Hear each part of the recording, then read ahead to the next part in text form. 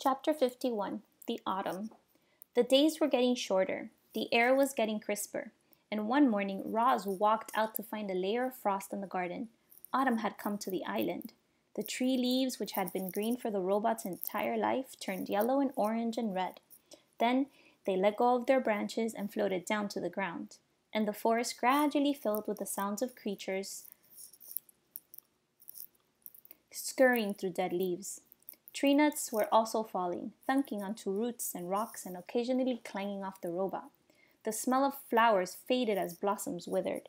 All the rich scents and colors of the island were draining away. The animals were also changing. Furry animals were growing more fur.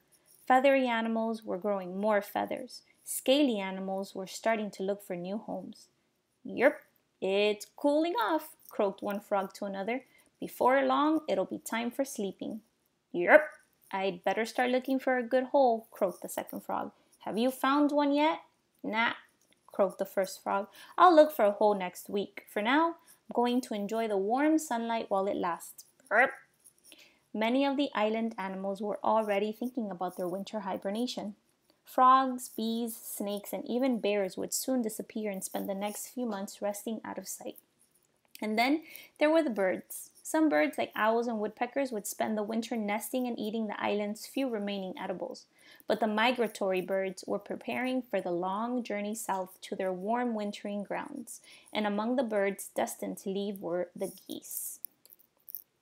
Chapter 52. The Flock. Brightbill slowly waddled into the nest. He had a confused look on his face. "Mama?" "The other goslings said that we have to leave the island soon, and we won't return for months and months. Is that true?" "That is true," said Roz. "You know that geese migrate south for the winter." "Will you migrate with us?" said Brightbill. "I cannot fly or swim, so I will spend the winter here on the island." "Can I stay with you?" "I do not think that is a good idea. I think you should migrate with the flock." "How long will the migration take?" said Brightbill. "Where will we fly? When will we come home?" "I do not know," said Roz. "Let us go ask others."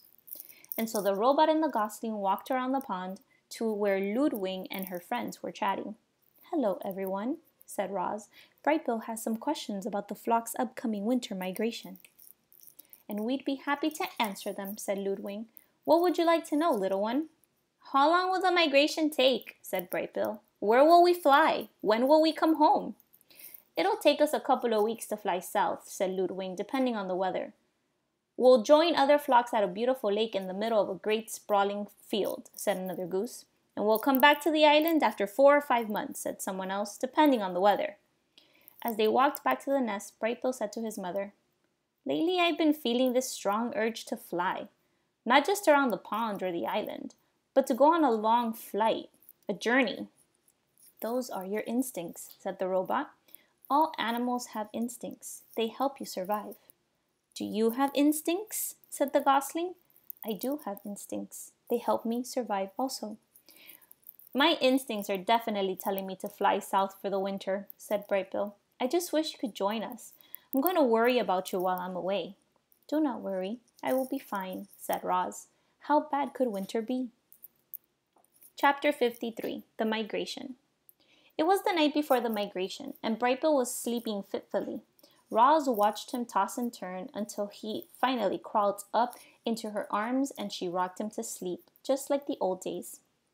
Early the next morning, Brightbill waddled outside and looked at the pond. The water was perfectly still. A few lazy clouds drifted above. Geese were already gathering by the beach, and then Tiny Claus scampered down from the treetops.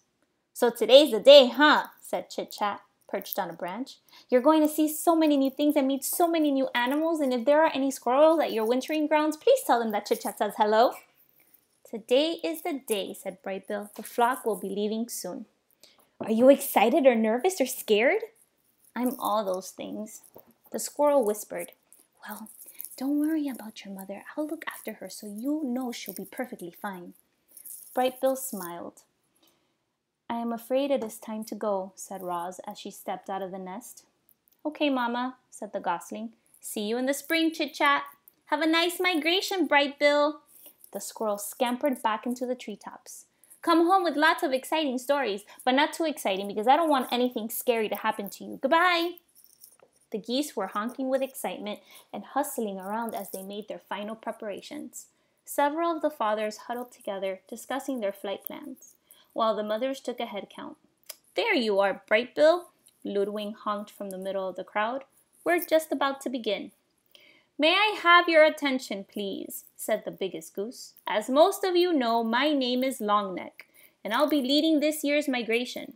I'm asking everyone to please join your families for takeoff.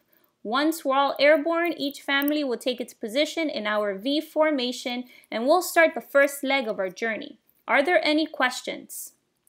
I have a question, came a booming voice. My son will not have any family with him. Where does he fit into the formation? Everyone turned to Longneck. He can fly with me, said the big goose. I hear Brightbill is a very clever flyer. I could use his help at the point. A moment later, the geese began flapping and honking and making their way into the air. A cloud of feathers floated down around the robot and her son. You are not a gosling anymore, said Roz. I am proud of the fine young goose you have become. Brightbill fluttered up to his mother's shoulder. Thanks, Mama. The young goose wiped his eyes. Is this where we say goodbye? This is where we say goodbye, for now. Spring will be here soon, and we will be together again. I'm going to miss you, said Brightbill as he nuzzled his mother. I am going to miss you too, said Roz as she nuzzled her son. The goose took a deep breath. Then he shook his tail feathers, flapped his wings, and joined the flock. At first, the geese flew in a disorganized jumble, but each goose slowly drifted into position until the flock formed a wobbly V. At the head was Longneck, and behind his left wing was Brightbill. They circled in the sky until the V pointed south, and then the geese began their long migration. Roz climbed to the top of a tree and watched as the flock slowly faded into the horizon.